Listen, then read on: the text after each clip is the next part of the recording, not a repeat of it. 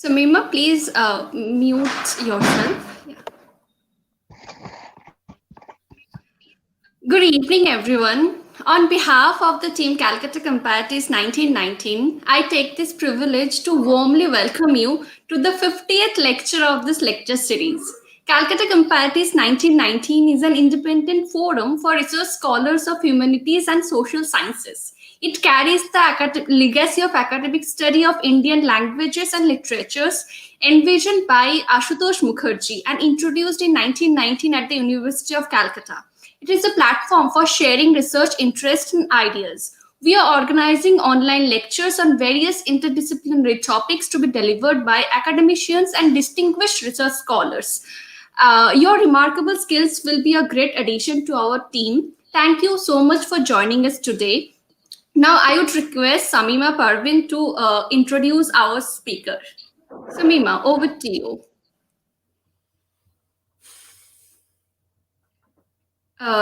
Shamima, are you there? Is there any problem?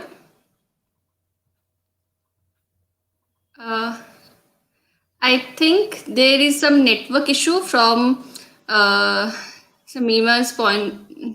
Yes, Samima's end, I guess. All right. In that case, Yes, yes, yes. yes. In that case, I You will might continue. introduce it. Yes, yes. Yes. All right. Today we have with us Professor Jaydeep Sarangi. Professor Sarangi is a bilingual writer, academic editor, translator, academic administrator, and the author of a number of significant publications on post-colonial issues, Indian writing in English, Australian literature, and creative writing in reputed journals, magazines in India and abroad as well, such as Writing as Resistance, literature of emancipation, presentations of post-colonialism in English, etc. He is the president of Guild of Indian English Writers and Editors and Critic, Kerala. He is also the vice president of Executive Council IPPL ICCR Kolkata. Currently, Dr. Sarangi is the principal of New Alipore College, Kolkata. Today, Dr. Sarangi will be speaking on poetry of the British Indian diaspora.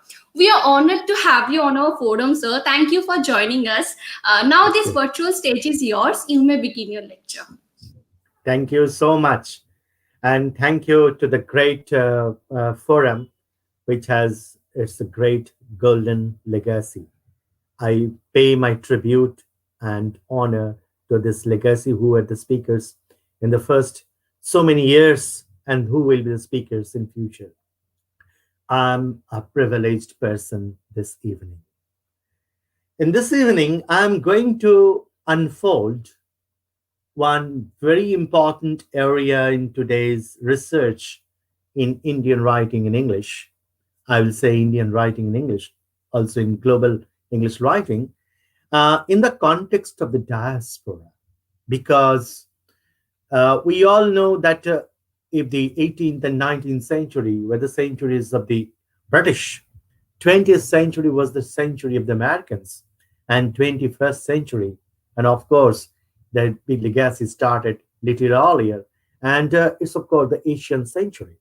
I'm very fortunate that I'm going to address some issues today which are pertinent in today's discussions and research possibilities in comparative literatures and also in English studies. In today's world, the first humble submission to all of us is a writer is a global citizen. A writer has no particular root, or he is rooted in different plants, in different areas, in different terrains, with varied experiences and ideological positions. We cannot deny the intermingling of thoughts, concepts, and contexts of the diasporic writers, which make them very unique. But today, we will not focus the entire diaspora, but we will focus on the British Indian diaspora, poetry of the British Indian diaspora. So we are compartmentalizing one particular, we are taking one poetry genre, and we are taking one particular shore as diasporic destination.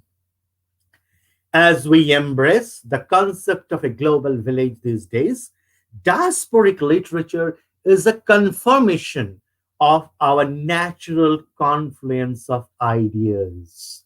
That's why I have given the title of today's talk as Acts of Faith, even though in today's talk I'll be covering a poem by Kavita Jindal, who has a title in the same name, that is Acts of Faith.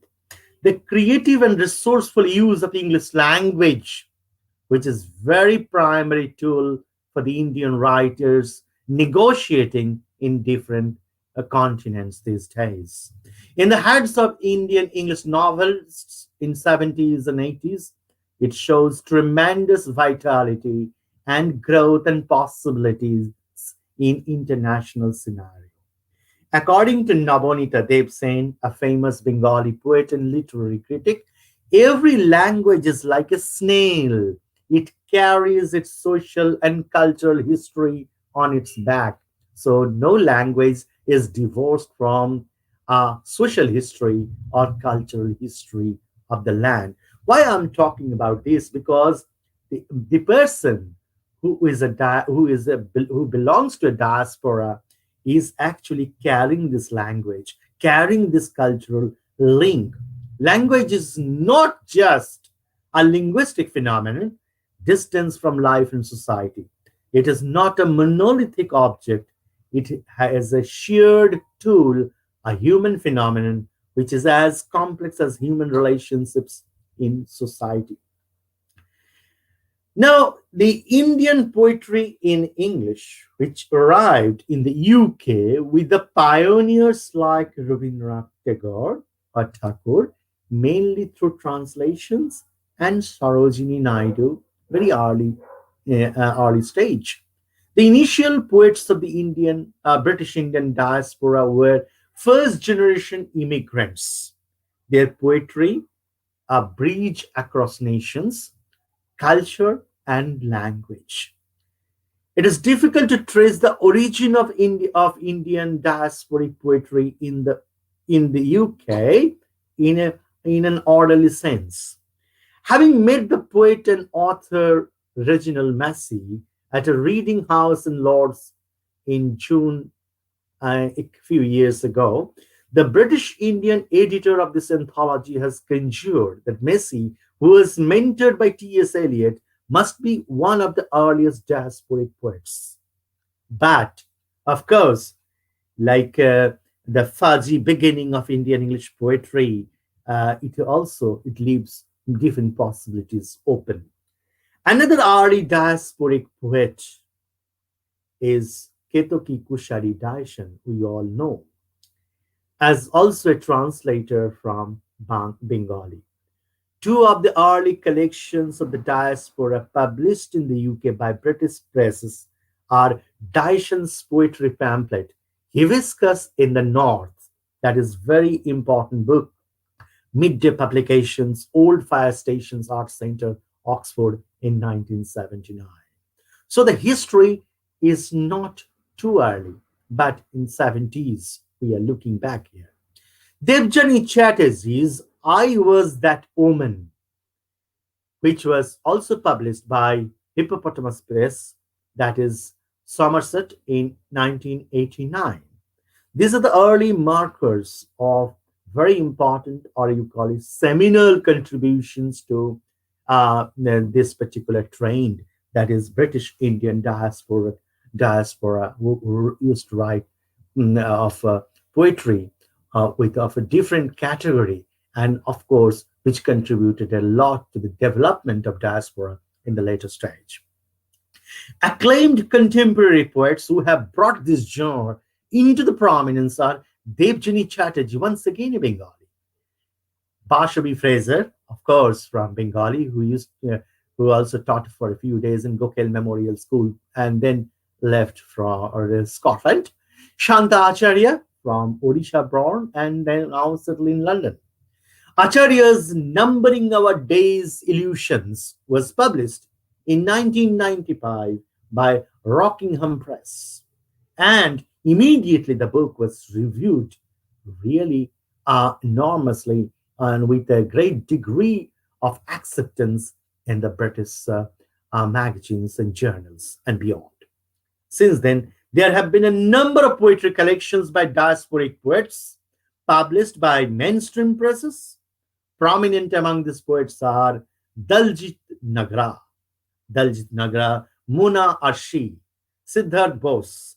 Nagra is an award-winning fever poet. Arsi is the winner of Forward Prize for the Best First Collection in 2015. Bose has been hailed as one of the 10 rising stars of British poetry by the Times. So these are the landmarks of the British Indian diasporic poets in the UK. In 2000, Debjani Chatterjee, who has since then written and edited 65 books, edited the Redback Anthology of British South Asian Poetry. I think in many ways it is a monumental book to study the British Indian diaspora with keen interest, which featured a number of poets of the British Indian diaspora. Through this groundbreaking anthology, Chatterjee succeeded in gathering the South Asian diasporic poets under this one particular volume.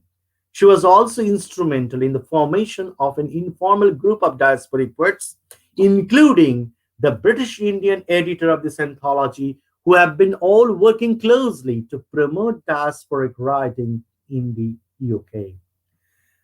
Other UK anthologies featuring diasporic poets following the Redback included Masala, Macmillan edited Chatterjee, then Rainbow World, which is also a brilliant thing, and also The Header Waveland, edited by Debjani Chatterjee and Bashabi Fraser, and Bladdock's Book of Contemporary Indian Poets, edited by G. Thayil. So all these anthologies contributed a lot to the development and to develop keen interest to study of the British Indian diaspora. Subsequent to the Redback Anthology, the most important book in the sense, the above-mentioned British Indian editors wrote an article for an Indian magazine, The Week, entitled Exile in Kingdom in the year 2002, which highlights the lack of attention given to British Indian diasporic poets in the home country. I think it holds by certain ways, because if we look into the curriculum of Indian universities, I think the British Indian diaspora is a bit silent in poetry part than in other genres and in different diasporic spaces, like American Indian diaspora, Australian Indian diaspora in these days. And if we look into this particular Exile in Kingdom in 2002, highlighting which highlights the lack of the British Indian diasporic poets and lack of studies or research in the home country. And this features and also we must talk about 4 important poets in some way: Debjani Chatterjee, Ketaki Kusari Daishan, Chanda Acharya, and of course Bashabi Fraser, and who were then living in UK. Since then, many mainstream UK journals have published diasporic poets who also come home, quote unquote, come home through Indian journals like Indian Literature, Sahitya Academy, Kabba Bharati, very important journal published from Skillet, Madurai, American College, and Shammukta, Kerala, published from Thiruvananthapuram. So these are very important journals where all the diasporic poets started publishing. And also, of course, there were other destinations where they sent out their poems for publication. The evolution of online journals are responsible for the promotion and publicity of all these writers and the availability of the critical material on all these writers. Because we must understand the fact that the literary product, the lifespan of a literary product is dependent on how the scholars contribute to it. That means how the secondary material develops around it. That is very important. That's why Indian writing in English is important. That's also important Indian criticism in English, because only Indian English criticism can help Indian writing in English to grow up and to have more secondary material on all writers possible. Now, the journals, of course, the online journals like News India, Kritya from India, and the rise of international journals like Mascara Literary Review, which was from Australia, and of course by Cahill. And this Cahill is based in Sydney, and Goa born. Then she moved into an African country, now settled in Australia, and running. Michelle Cahill is running a brilliant journal, Mascara Literary Review, and where most of these writers were featured as featured writers. South Asian Review, of course, from USA, Ars Interpress, Sweden, Private International from Italy, South Asian Ensemble from Canada, Asian Literary Review from Hong Kong, and the poetry editor of the Asian Literary Review being Kavita Jindal, featured in this anthology, and which gave voice to British Indian diasporic poets in profusion. And my concern here is how the British Indian diasporic poets travel, and how they are known in the reading world unless they are published. And I am mapping out their publishing history and their history before they come to the prominence. In recent times, many online journals from India and UK, like Asian Signature, Lakeview International, Episteme, The Lake, Message in Bottle, welcomed poets in the British Indian diaspora, and they are contributing a great deal to these journals. Regular features and editorials in News India give ample opportunities to diasporic poets. And of course, the Review is one of the important journals these days where the diasporic poets have been published. Recent international anthologies like the HarperCollins Book of English Poetry, edited by Sudeep Sen, 2012, and The Dance of the Peacock, edited by Vivekanand Jha, Hidden Brook Press, Canada, 2013, and Nandini Shahu's The Poetry Society of India publication, and many other books, anthologies which feature these writers. Several individual collections of the diasporic poets have been published by the Indian publishers like Writers Workshop, Rupa, and Cyberwit, and many others. The Word Masala Foundation, launched by Yogesh Patel, a trilingual poet featured in this anthology, is a London-based South Asian organization that promotes poets of the Indian diaspora in the UK. Both Yogesh Patel and Debjani Chatterjee, the consulting editor of the foundation, have been working incessantly with politicians, mainstream presses, and other organizations to promote the British Indian diasporic poetry in the global scenario. The most event organized by this foundation was Word Masala Award ceremony, reading at the House of Lords as at Westminster, and that took place in 22nd of June, that is 2016. In this, many British diasporic poets were felicitated, along with the diasporic US stalwarts like Meena Alexander. I know we sadly miss Meena because she is no more. Usha Akala, Salim Paradena, and they were felicitated. The British diasporic poets in this gathering included a few poets from the anthology that we refer to, that is Home Thoughts by Usha Kishore, Shanta Acharya, Debjani Chatterjee, Mona Das, Kavita Jindal, and of course, Bashavi Fraser. Currently, the British Indian diaspora is a broad spectrum that includes first-generation immigrants who hail from India and Africa, second-generation immigrants who were born in and brought up in immigrant families, and poets of mixed parentage. Despite their Indian roots, the diasporic experiences of these above classes of poets are different, and they're varied. Their sensibilities are diverse.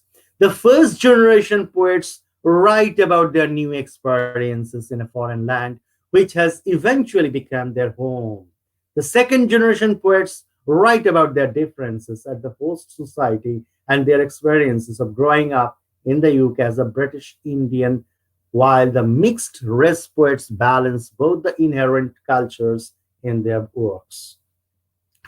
Cliche remarks on diasporic poets often float around in Indian literary circles, inter alia, in a rise with a lot of money and time to Western poetry. Poets with a lot of opportunities in the West and middle-aged professional NRIs experimenting with literature. But cliches don't control the market and the interest. To these remarks, our response is an anthology that is that we're talking our response in a sense of distribute that illustrates the professionalism, the hard work of all the poets who are celebrated under the British Indian diasporic cover are have a mainstream recognition in UK and India. The onus of two nations creates its own thing, and the need for recognition in the host nation and the need for acceptance by motherland, which are very pertinent and important contexts. In the current climate of extreme competition, many poets of this generation we can mention they are challenged and by many hardships they face. They negotiate, and of course, their publishing style, publishing their reputation, all go like anything, and they have appeared and mainstream journals and anthologies in the UK, Ireland, Europe, different countries in Europe where English is not the first language, US, Australia, Hong Kong, Canada, and India. So their recognition is wide. Devjani Chatterjee and Usha Kishore are featured in the UK and Indian educational syllabi, and they are in different university curricula. Three of these poets who have been awarded by British institutions, including Chatterjee's MBE from the Queen and her honorary doctorate from Sheffield Hallam University. Patel's Freedom of City of London and Kishore's awards from Isle of Man Council Cultural Venom. Thus, the British Indian diaspora has grown from a trickling stream into a wide ocean. Myself and Usha Kishore edited Home Thoughts on this aspect a few years ago, and I recapitulate that as editors, we are only touching the tips of the iceberg, but Home Thoughts is a good beginning. In this collection, we have featured poetry by first-generation immigrants only. We are sure that more such anthologies would follow in our wake. We also hope that anthology would encourage more mainstream Indian journals and publishers to look into the possibilities of anthologies and individual collections by the British Indian diaspora in Indian publishing industry so that the books will be available in Indian market and for Indian readers. As opposed to the other NRI concept, the British Indian diaspora is unique in the fact that it writes from the imperial center. The language it uses is the British Raj, whose emissary, Thomas Babington Macaulay, wanted to educate the natives as comparatively ignorant nation. The Anglophilia of the Indians started with Macaulay's introduction of English to the natives, so-called natives, within bracket, interrogation mark, in 1835. Almost 2 centuries later, Indians teach English literature in secondary schools and universities in the UK. Macaulay surely did not envision that. The British Raj initiated the training of British educated Indians after the Indian independence. Many Indian scholars followed suit and graduated from well-known British universities and is a continuing phenomenon. Surely Macaulay didn't envision that Indians could poeticize in an imperial town. That is a big onus on them, and this is a big milestone that Indian poets and the British Indian diasporic poets have achieved. Most British Indian diasporic poets are the products of British universities are based in and around London, a great city of promoting the arts and culture. Hence, the Imperial Center has evolved as the operational sphere for diasporic poetry. Our joint efforts, the book we are referring to, myself and Usha Kishore, present 8 poets of the British Indian diaspora who are the first generation immigrants. The cultural diversity furnished in the anthology scans and the length and breadth of the host nation. 4 of them are Shanta Acharya, Mona Das, Kavita Jindal, and Yogesh Patel, are based in and around London. Devjani Chatterjee is from Yorkshire. Showman Mitra is from Marshallside, and Bashavi Fraser is from Scotland, and Usha Kishore is from Isle of Man, as an island near England or Britain. As regards to the motherland, they belong to various geographical conditions and geographical differently locales and all that, and but a fitting tribute they make, and they make a bridge out of this their homeland, and of course the imagined their possibly their immediate local. So there is a bridge between locale and their imagined homeland, of course. So many are from, as regards the motherland, they belong to various geographical and cultural spaces. 3 poets are, of course, Bengali, 2 Odia, 1 Gujarati, 1 Punjabi, and 1 Malayali. So these poets bring their diverse host and root cultural backgrounds into their work. Interestingly, 6 of the poets featured in this anthology are women, a fitting tribute to the patriarchal Western and Indian academia, who considered it as a privilege to patronize and award tongue in check remarks to middle-aged women poets, who can string a poetic line with a few figurative elements. That was a challenge.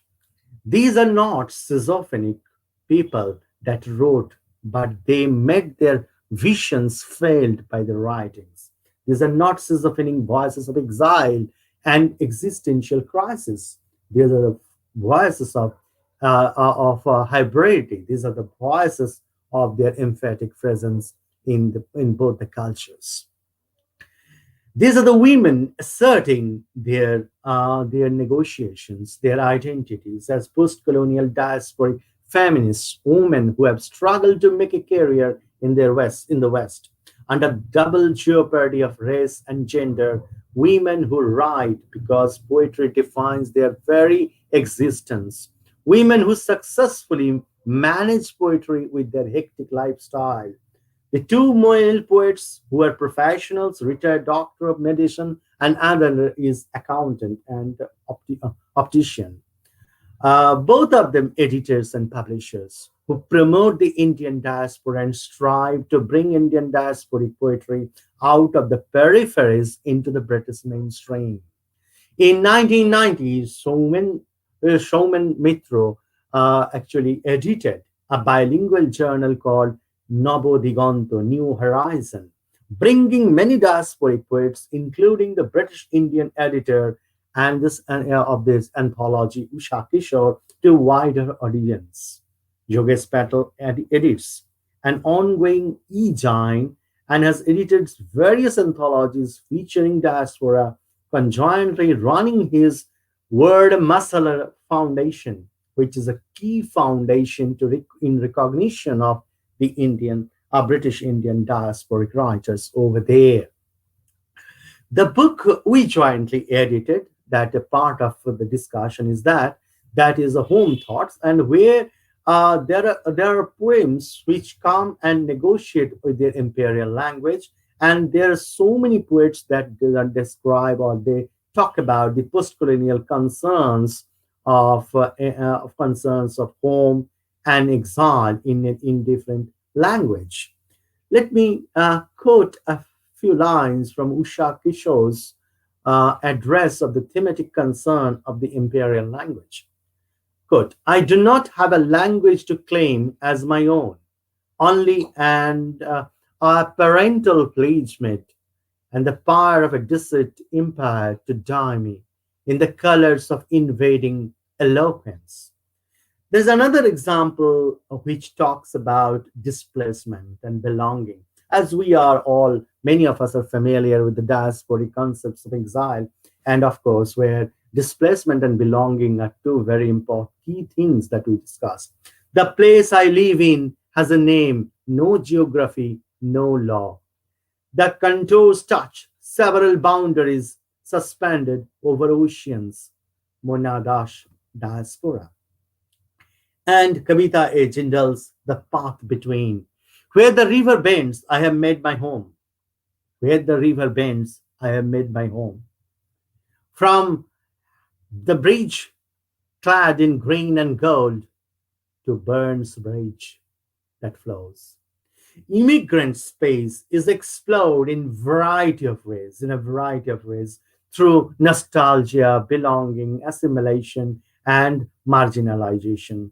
Yogesh Patel, an eminent immigrant from East Africa, has this to say. Uh, in the country I was born, a line. In the motherland, a line. In the land of citizenship, a line. In the skin, a line. How powerful these lines are. Showman Mitro uh, looks back with nostalgia at the coffee house in Kolkata. If you have ever lived in Kolkata, you will always carry the legacy of the coffee house, isn't it? Meet me at the dim lit cavern Coffee College Street, at Kolkata along the cracked paving stones, while Bashavi Fraser reminiscences on phone calls, again in long distance voice links. Through remembered is a smile, a sense of comfort that will remain amidst a consciousness of void, as part of a life that is not yet buried under the archaeological pile of forgotten histories. Contrastingly, Shantacharya and Jindal come to terms with their immigrant space. Loose talk, Shantacharya. But I grew up living my life in English, inhabiting words that have become my own, colors that have mingled into a richer shade. In these lines, Acharya portrays herself as English, as inhabiting an English linguistic world, while Jindal, in her in the allegory, bracket on wonders that is how well you have adapted to being non-tropical, how well you have adapted to being non-tropical. Beautiful, isn't it? Another very important poem that I'm going to read, This Connection by Shanta Acharya. Clusters of pods from branches of the hornbeam hang like the Chinese lanterns pregnant with steam. The journey from the butterfly, waking with desire, an aviator defying gravity. The mountaineer scaling peaks down, out from the code of a changing world, spinning, tiptoeing on a slippery slope. Brilliant. Then Usha Kishore has a brilliant, beautiful poem on the teaching Tagore to 10 AS. Bashavi Fraser's Rabindranath sonnets recall Tagore's role in Indian freedom struggle.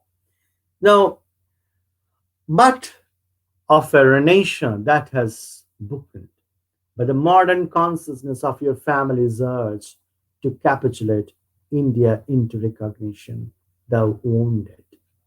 Down the wind, down India wick to who you did not see in action, while the world reoccupied from near destruction. Now, historicizing, if you mother nation, is elaborated by Devjani Chatterjee in her poem Bahadur Shah Jafar, and she draws attention to the first war of Indian independence that is 1857, known as the way the Sipahi Mutiny. Let me read out a few lines from that. Hindustan's last emperor, they taunted. Where are they now? The Mughals, great and grand, but 2 years of land were all you wanted. The slaughter of your princess was flaunted. Martyred blood flooded with Yamuna sand. Every inch of her soil was sacred.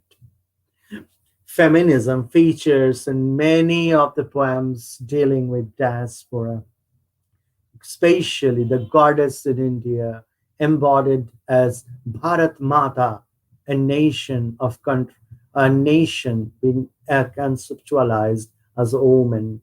Patriarchal norms still dictate the various spheres and domains of India. The diasporic poets resort to the worship of goddess to emphasize a nation and womanhood. Usha Kishore's, Usha Kishore's identity is also defines, that is how she talks about it and how she negotiates with that, but she also looks into the identity, her own identity, and she wants a free India without any superstition. While Mona Das's creation portrays an apocalyptic female goddess not unlike Kali. There are so many poets who have written on Kali and will be writing on Kali, and that's why this poem is very important. You carried on, producing offsprings, one after the another, advancing across geographies, changing histories, living unimagined futures, until they swallowed the sun, whole the earth, and the washed away the painting. That's brilliant. And Chatterjee's acclaimed poem, I Was That Woman, which challenges the Western stereotypes of Eastern woman. That is that is one another thing. I was that woman who roused a nation, and I was burned so many times at so many stakes. I was that woman whom the Vedas, the Bible, the Quran were flung. Their God was given, who kindly sent male prophets to keep me humble in my place. Myths from several religions, from inevitable different sources, are important features of the diasporic poets, and they come in abundance. Like one I refer to, with 20 eyes open, I saw a different epic. Surely I was that hero defying destiny in the context of Ravana. Home Thoughts, the poetry collection that myself and Usha Kishore edited some years back, is a thought-provoking collection that we can think of. But by no means is a comprehensive one is expected. The scope of the anthology is to introduce the poetry of the British Indian diaspora to Indian scholars and Indian future scholars from India.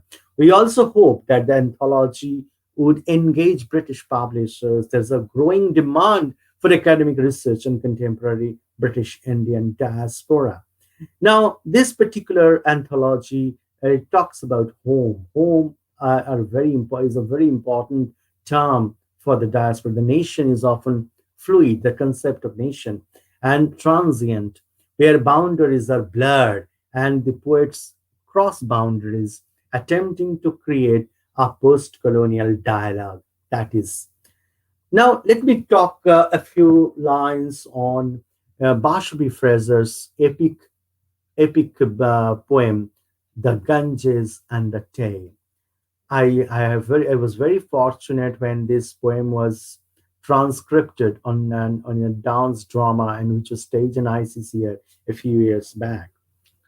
The Ganges and the Tay by Bashby Fraser, the largest water courses in their two countries, are sources of life, one in India, another in Scotland.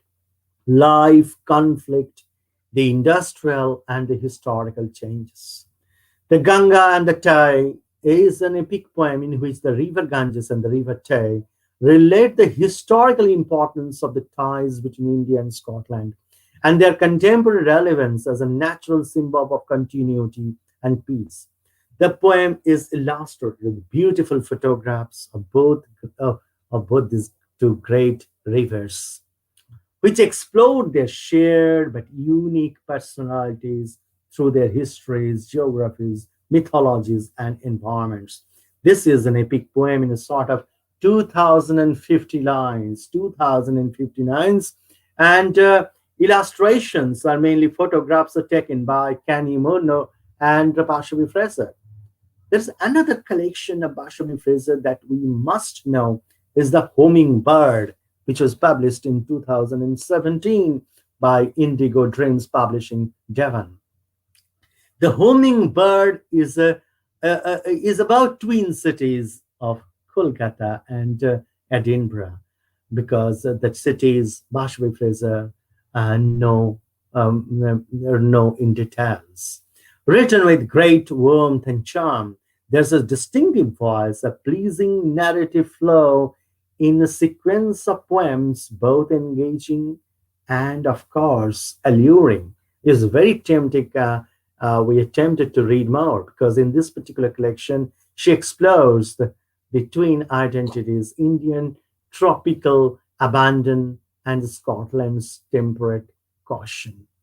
That's amazingly put together. Fraser does not shy away from the harsh history of colonization and partition. She moves easily between her two countries, exploring a sense of belonging and bringing us a unique and personal distillation. That is quite unique in this particular thing. Now, if we look again, we come back to the volume we edited, myself and Usha Kishore and I edited, where which according to this poetry collection, it's an ongoing process because it showcases the afterlife of colonialism, and to a certain extent, this is the poetry of the translated, the poetry of the translated and the work of the poets who have translated the world culture to the West and immigrating back home. Their poetry has have traveled or kind of full circle from India to the UK and back to India. That is the masterpiece, because if it has been only defined in UK, it has its own death, but it has been expanded like anything. Their poetry illustrates that to live in the diaspora is to be haunted by the memory of empire and colonialism. To live and write in the UK is to write home from the imperial center, which is unique in many ways because from the imperial center you are writing to this. There is a very interesting poem I'll read in this anthology by Usha Kishore. And in this particular poem, the title of the poem is English, English, but E is small. English, hybrid offspring of many lessons, a broken tongue of empirical dreams, a spirit resurrected to subvert a realm of uncured passion, driven by the wind, lashing the sea. A nation's desire to conquer the world by building a shrine to language, offering prayers in imperial tongue, I think this last line sums up the complex situation and the hybrid space and the translated culture that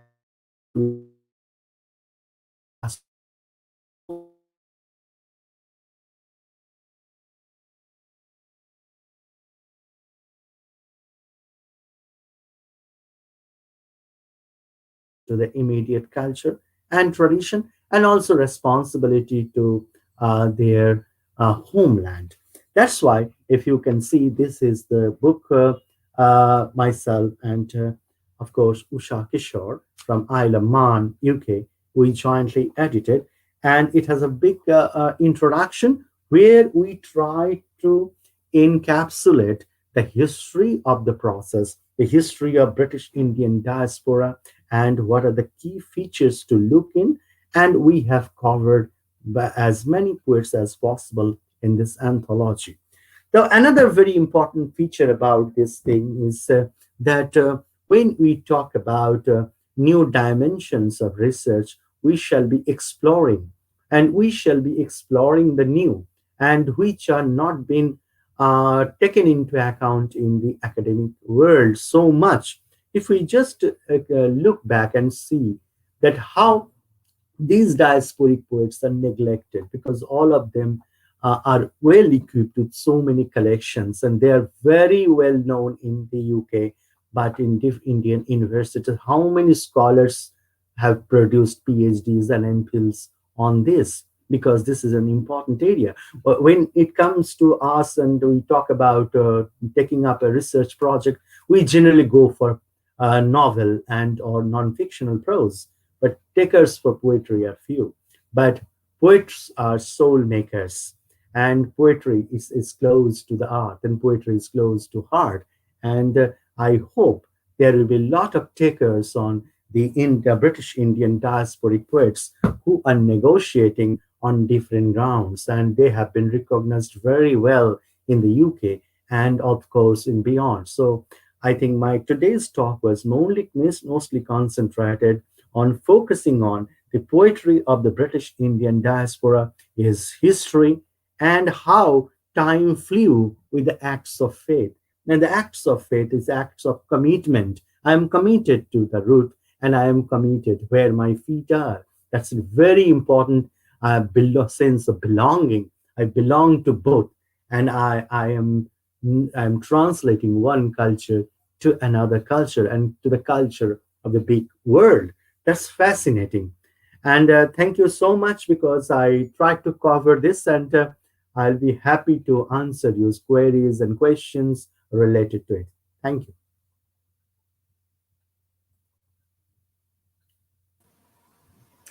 Thank you so much, sir, for this fascinating lecture on the poetry of British Indian diaspora. And thank you for the beautiful lines from the poems. And thank you for letting us know about the book you and Usha Kishoriji edited. And now we are ready to take questions. Pratimta, please show the questions we have on our chat box. Yes. So Aratrika Ganguly, who is also part of CC19, she asked, "How do the British students react to the Indian origin English Thank you. teachers?" Okay, this is a tricky question, so uh, so is there any network issue? Uh, I think there is some network issue. yes, Professor Sharangi's screen was frozen. Yes, I think he will rejoin. Yes. I think we will wait. There is some network issue, and sir will rejoin soon.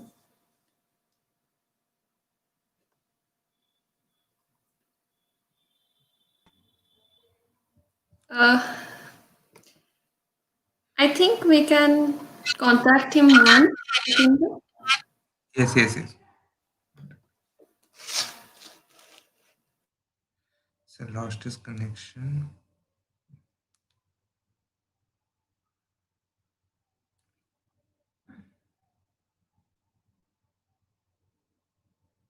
Yes, sir is here. Hello.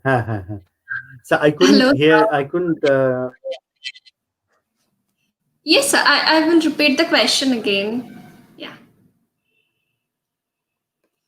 Pratimta, could you please show me the question of Aratrikadi?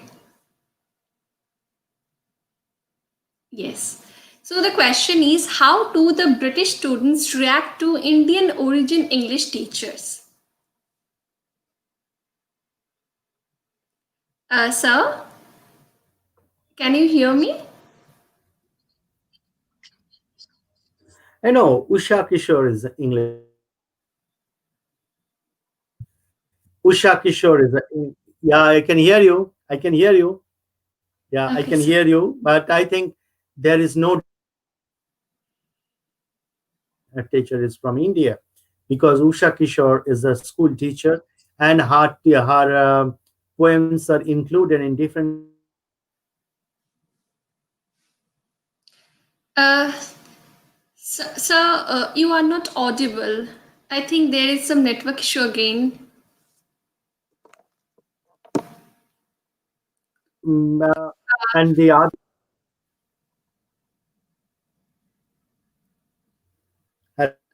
Excuse me, sir. You are not audible right now. Uh, the Hello, voice is breaking. hello. Can you Yes, hear me? yes, sir. Yes, sir. Yes, sir. Now you're audible. Yes. Uh, Sir, could you Oh please my repeat God. the Yeah. answer? Uh, Usha Kishore is an English teacher who teaches in a school. Usha Kishore is an English teacher, and she is on. And there is no difference between a teacher who has the background of, who is from the UK or Indian grandparent or like that. So I think with a few generations of English on our back, there is no born and brought up in UK or you are planted in the UK. So I'd say this reaction is fine. Yeah, there are many teachers from Indian origin teaching successfully, and but uh, successfully to in the UK. That's true. Yeah. Thank you so much, sir. And yes, teachers are teachers after all. Yes, we have our next question from Shuparna Mondul. Is there any instances of diasporic poem by British Indian poets written in their mother tongue? Can you elaborate on the politics behind choosing the language of these writings? Okay.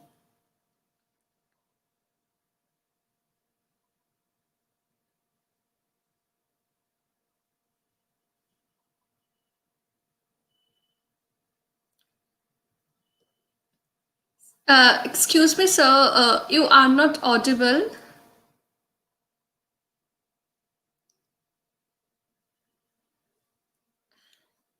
Professor? Yes, sir.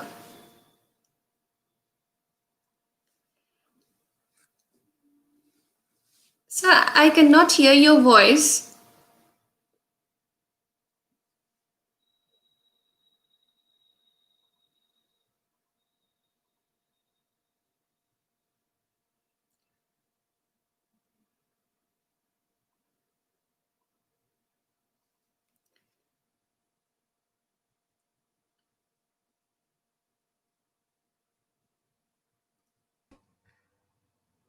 Jema, I think Professor Sarangi will join us shortly. Uh, Yes, like, there is some network issue going on from his end, and we apologize to our viewers. Uh, please wait for a few minutes. They will be joining us shortly. Yes.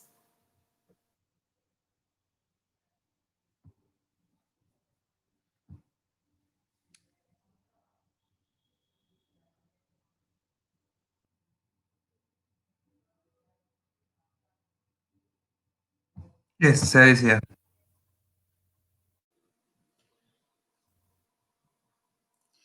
Sir, am I audible to you?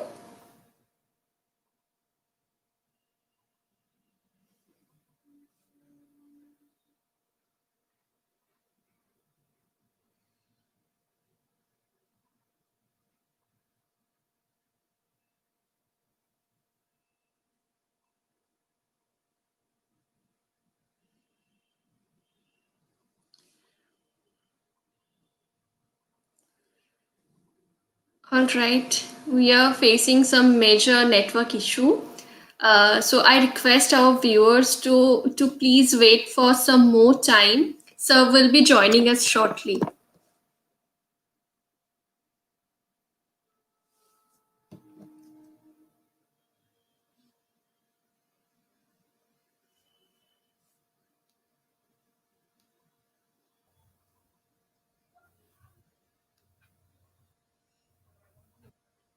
Hello. Yes, sir. Yes, sir. Hello. Now you're audible. Hello. Sir, Hello. can you hear me? Hello. Sir, can you hear Hello. me? Sir, Hello. am I audible?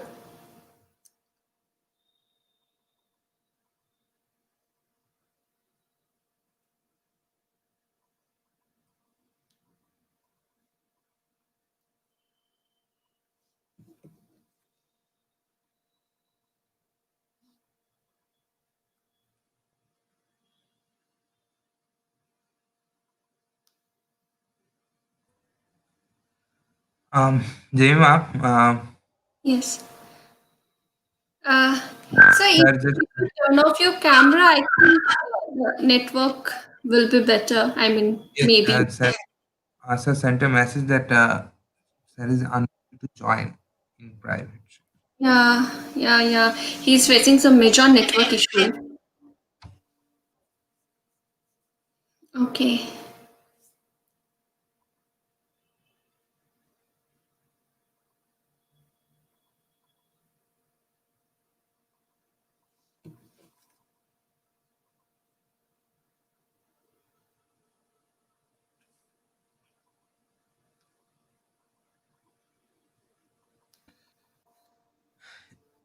Ye- Uh, Okay. I think sir will join within 5 minutes. Please bear with us. Yes, please bear with us. We are facing some technical and network issues. So we'll be joining shortly. In 2 minutes. Please wait for some time. Then we will see the question and we can discuss them. Yes.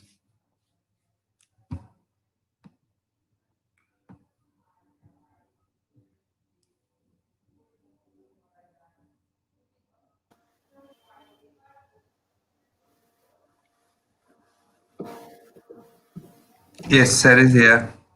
Hello. Can you hear me? Yes, sir. Perfect. Okay. Okay. I can answer now questions. Yeah. Yeah, yeah. Can you please show a question? Yes, yes, yes, yes. Jemima, sure. Yeah. So, sir, we had a question from Pratik, please mute yourself. Yeah, Sorry. they write in mother tongue also, because Usha Kishore is from Malayali, and she also still writes in Malayalam, and also she is an expert on Sanskrit. That is, and therefore she is also writing in Sanskrit. That is an old language, so she has not forgotten her home and tradition. So Bashabi Fraser and still writes in Bangla, and also she uses English as she that is her choice. So it's not that use of English is only to meet the market demand, but it is also a professional choice and the choice of the mind, choice of the heart as well. So I think they are carrying their the languages from their they are born and brought up with, and also the languages of their present choice, that may be English. Thank you so much, sir, and thank you for the wonderful examples as well. Can we have our next question, Pratimda? Yes. Okay, this is from actually Pratimda himself. He Hmm. asks, I mean, he's saying, thank you, Professor, for such an illustrious presentation on British Thank Indian you. diaspora. Last year in IIT Tirupati, I participated in a workshop and had the opportunity to meet Viku Parekh, who is uh, one of the patrons of World Masala Oh, mashallah. Foundation. Wonderful, Yes. wonderful. Yeah. During his talk, Parekh stated that multiculturalism becomes a new alternative for intercultural dialogue that carries the mission of equality and freedom of uh, expression. Have you found anything like this where this idea of multiculturalism is also reflected in the poetry of British Indian diasporic poets? And No, there is a definitely. second part also to the question. So should I continue the question? Yeah. Mhm. Yes. So the second part is that also I would like to know another thing from you, Professor. Do you think the multipolar nationality of these poets helped to broaden their horizons from narrow nationalism? And that's exactly where they came up with the idea of new multiculturalism. What is your take about it? Now, Yes, both sir. the questions have one point, which one overlaps with another. That is, we are a moving self.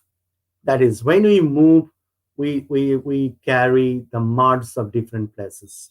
You know, so responsibilities of different places. Well, multiculturalism is a virtue when you have so many cultures in your back. So when these poets are writing their poetry, they are using different myths of different lands, and also they are not only using different myths of different lands, they are all simply using the Indian languages in vernacular, code switching, code mixing, and also Indian words and expressions they are using. And they are using as a reference as well a part of their poetic process. So multiculturalism has become and one unique dimension to look at these poems. And the second part of the question is, of course, multiculturalism is an ever growing process. So many cultures you adopt, so many cultures you can pay back, and so many cultures you carry with this. It's very easy to carry on with one culture, and when you just to put a stop and end to not to learn the other culture. But I'll say it is beyond boundaries. So possibly, these days, we all know Bill Ashcroft. Bill Ashcroft is talking about a borderless state. So borders are dissolving, and possibly we are open to know so many things as the British, the British also. They also want to know about Indian languages, and the Americans are learning Indian languages. The Europeans are learning Indian cultures and possibly Kali theme and many things together. So I think it's a process of negotiation in life, appropriation in life, that we are to make things possible, make things happen in our life, isn't it? Yeah. Thank you so much, sir, for this wonderful response. And do we have any more question? Jaima, I think we don't have any more question for the evening. We can Okay. conclude our session and Yes. let's proceed So, to the further. yes. So I would like to thank Professor Jaydeep Sharungi for joining us today and presenting this wonderful and very important lecture. I think, as Sir said, that there is research going on diaspora, but not particularly poetry. And this lecture hopefully will inspire many researchers and scholars to kind of give focus to this area. And thank you, sir. Thank And you so much. thank you to our Thank viewers for you. joining us today. And today we are concluding our session now, and the the next lectures we will share in our WhatsApp and Facebook groups and Telegram groups as well. Yes. So good night to everyone, and thank you, sir, Thank and you. good night to you too. Thank Yes. you. More power to you. More power to Thank you, you. Professor. Thank you so much. Thank you. Yes, yes. Thank you so much. See you And again. thank See you you for again. you again, Yes, and sir. thank you for. Okay. Okay, we are ending our session.